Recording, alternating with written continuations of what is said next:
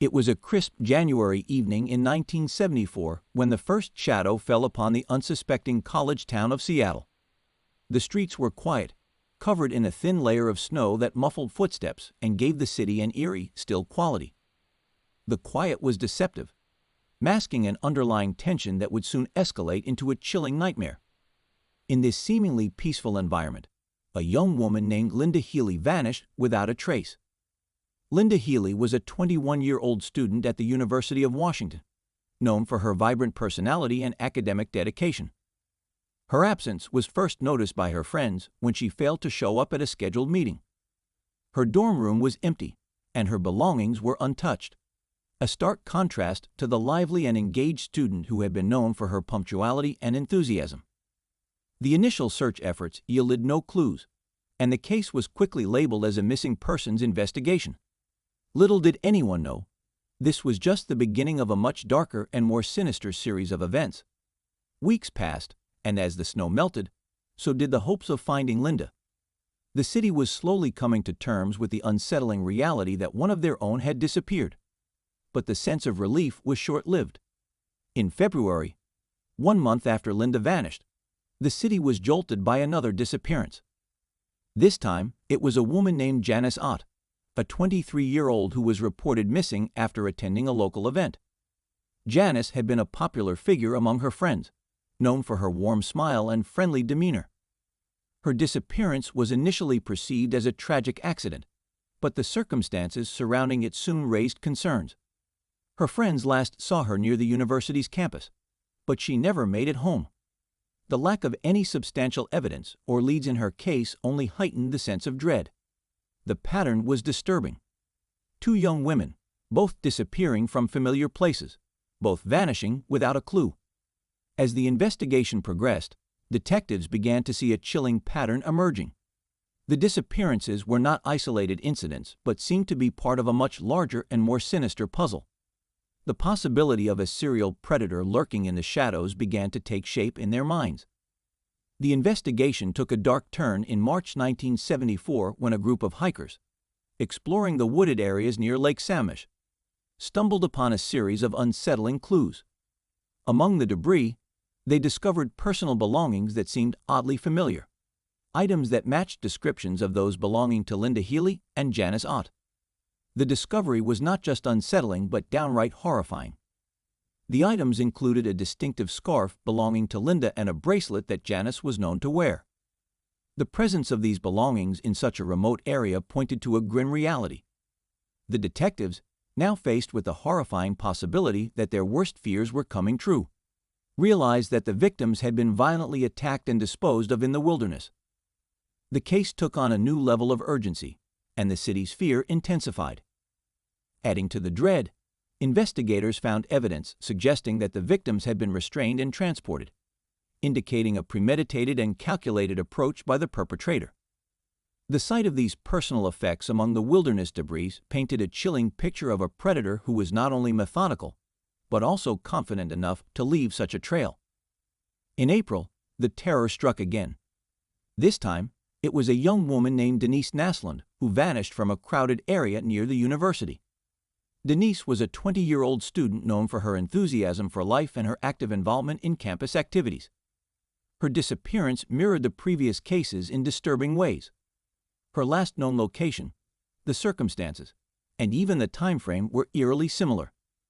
Denise had been attending a crowded event at the university, and her sudden disappearance from such a busy place sent shockwaves through the community. Witnesses reported seeing her interacting with a man who seemed out of place, but no one had paid much attention at the time. The police were inundated with tips and theories, but none of them led to a concrete lead.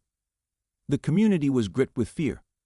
Rumors circulated about a possible serial killer, and the sense of safety that had once pervaded the city was replaced with paranoia and suspicion. The police's mounting frustration was palpable, as each new lead seemed to lead them further into a labyrinth of uncertainty. With 3 victims now linked to the case, the investigation intensified. Detectives began to piece together the fragments of evidence, trying to find a pattern or clue that could lead them to the perpetrator. They meticulously combed through the areas where the victims had been last seen, interviewed friends and acquaintances, and analyzed forensic evidence. The investigation was complicated by the lack of substantial evidence and the elusive nature of the perpetrator. The police brought in criminal profilers to understand the mind behind the horrors. The profiles suggested that the perpetrator was highly organized, likely had a background in psychology or criminal behavior, and possessed an ability to blend into his surroundings with ease. Despite their best efforts, the case remained frustratingly elusive. Each new tip seemed to lead to a dead end, and the community's fear grew with each passing day. The sense of dread was compounded by the growing realization that the predator was not only still at large, but was also becoming increasingly brazen in his attacks. In May 1974, a breakthrough came when a witness reported seeing a suspicious individual near the scene of one of the disappearances. The witness described a man who had been lurking around the area, appearing unusually interested in the missing persons cases. The description given was vague but enough to create a composite sketch. The sketch depicted a man in his late 20s with a distinctive appearance, brown hair, a charming smile, and a slightly disheveled look. The composite sketch was widely circulated, and the police began to receive tips and leads from the public. Among the tips was a report about a man who had been seen near the university campus and who fit the description from the composite sketch.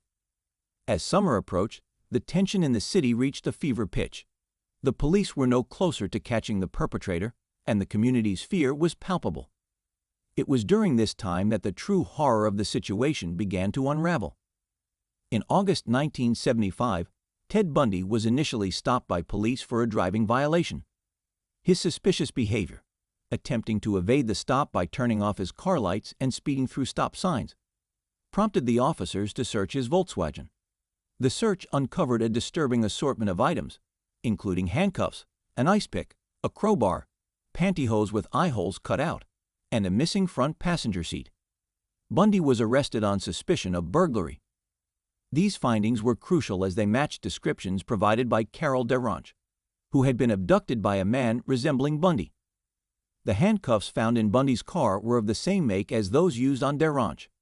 Following her identification of Bundy in a lineup, police felt confident they had the right suspect for the recent string of disappearances and attacks. Ted Bundy was born Theodore Robert Cowell on November 24, 1946, in Burlington, Vermont.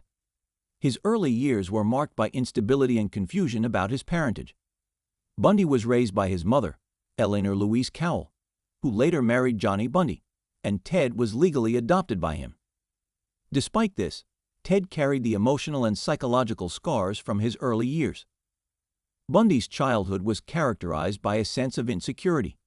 His father's identity was a mystery to him, and he grew up with conflicting information about his family background. Bundy's mother was protective, but often struggled to provide stability, which left Bundy with feelings of isolation and confusion. Bundy attended the University of Washington, where he pursued a degree in psychology. During his time at university, he was an intelligent and charming student, known for his good looks and social skills.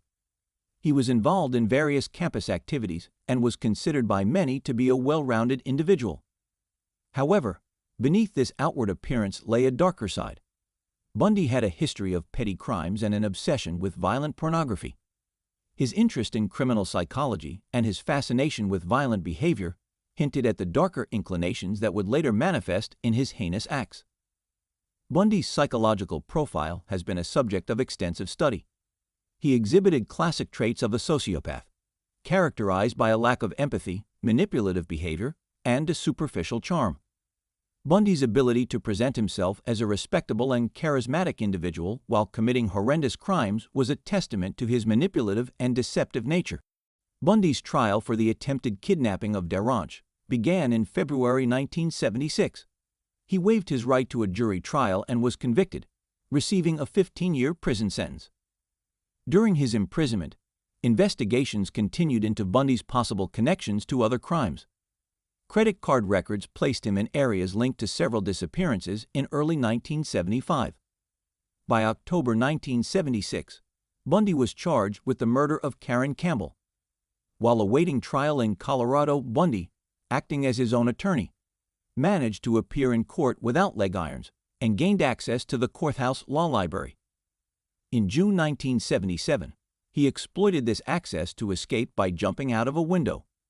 He was recaptured a week later, but on December 30, 1977, Bundy escaped again, this time fleeing to Tallahassee, Florida. There, he rented an apartment under the alias Chris Hagen and continued to evade authorities. On January 14, 1978, Ted Bundy escalated his horrific spree to a new level of brutality at the Chi Omega sorority house at Florida State University. Under the cover of darkness, Bundy unleashed a savage attack on the unsuspecting residents. In a frenzied assault, he bludgeoned and strangled 2 women to death, Margaret Bauman and Lisa Levy. Bundy also raped Lisa Levy and severely injured 2 other sorority sisters, Kathy Kleiner and Karen Chandler, who miraculously survived despite their grave injuries. The attack was interrupted when Nida Neary, a sorority sister returning home, stumbled upon the crime scene. Her horrifying discovery included the blood-soaked aftermath and Bundy fleeing the scene. Neary's immediate report to the authorities was instrumental in identifying Bundy as a suspect. Among the crucial evidence left behind was a distinctive mask found at the crime scene, which was later linked to items discovered in Bundy's car during subsequent investigations. Ted Bundy's trial was one of the most sensational legal spectacles of the 20th century. Bundy, already notorious for his charming and intelligent demeanor, faced the full spotlight of media scrutiny. His trial became a national spectacle, with his charisma and manipulation skills on full display. Bundy chose to represent himself during parts of the proceedings, a decision that allowed him to further showcase his cunning and intelligence. However, this self-representation also highlighted his desperate attempts to manipulate the courtroom and the media, showcasing the chilling contrast between his public persona and the violent reality of his actions. The courtroom drama was further intensified by the testimonies of survivors and forensic evidence, which painted a harrowing picture of Bundy's crimes. Witnesses provided chilling accounts of their encounters with Bundy, and forensic evidence linked him conclusively to the Chi Omega murders. Despite Bundy's efforts to charm and manipulate, the overwhelming evidence against him left no room for doubt. By the time of Bundy's trial, he had been confirmed to have killed at least 30 victims, though the true number may be higher. The trial captivated the nation, shedding light on the complexities of Bundy's personality and the depths of his depravity.